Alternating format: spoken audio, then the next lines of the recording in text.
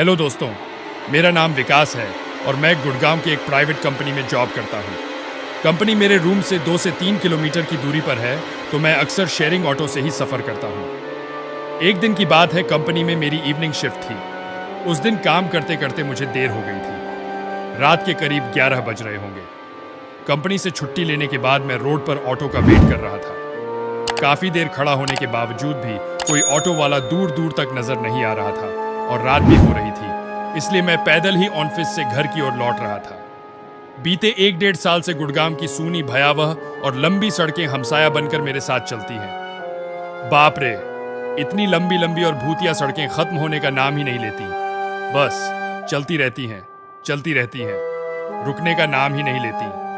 कहीं तो ऐसा घनघोर अंधेरा कि पैर कहाँ पड़ रहे हैं पता ही न चले, तो कहीं खंभों की लाइट से फूटते सफेद झिलमिलाते प्रकाश में नहाती सड़कों की खूबसूरती देखते ही बनती है। रोजाना का रूटीन होने के कारण अब इन सूनी और अंधेरी सड़कों से डर नहीं लगता था।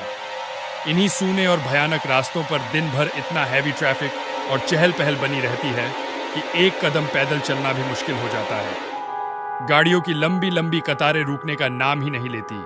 उफ, जून की बेरहम गर्मी और सिर पर सूरज का तांडव, माथे से छूता पसीना, और ऐसे में अचानक हल्की हल्की ठंडी हवा चलने लगे तो ऐसा लगता है मानो पूरे दिन की थकान मिट गई हो।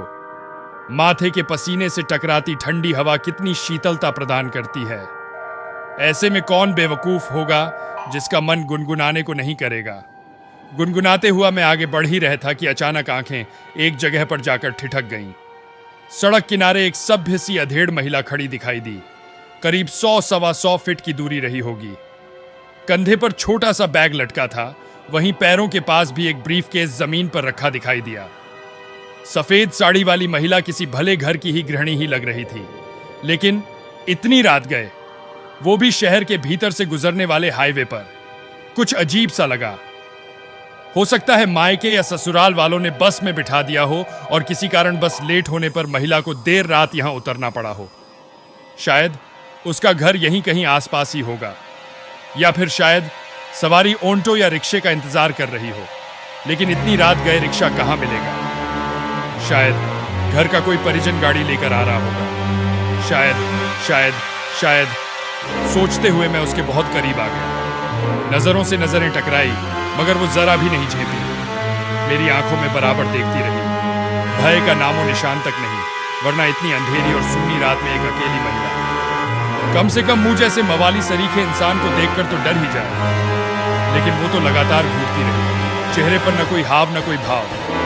हाँ, होठों पर मुस्कान बराबर जमी रही। मैं ही झेप गया। मुझे ही नजरें हटाना पड़ी, कहीं ऐसी वैसी तो नहीं। फिर एकदम से सिर झटक होगी कोई, मुझे क्या लेना देना। मैं तेजी से कदम बढ़ाता हुआ अनजान महिला को क्रॉस कर गया। अनजाने डर और शर्म के मारे मैंने फिर पलटकर नहीं देखा।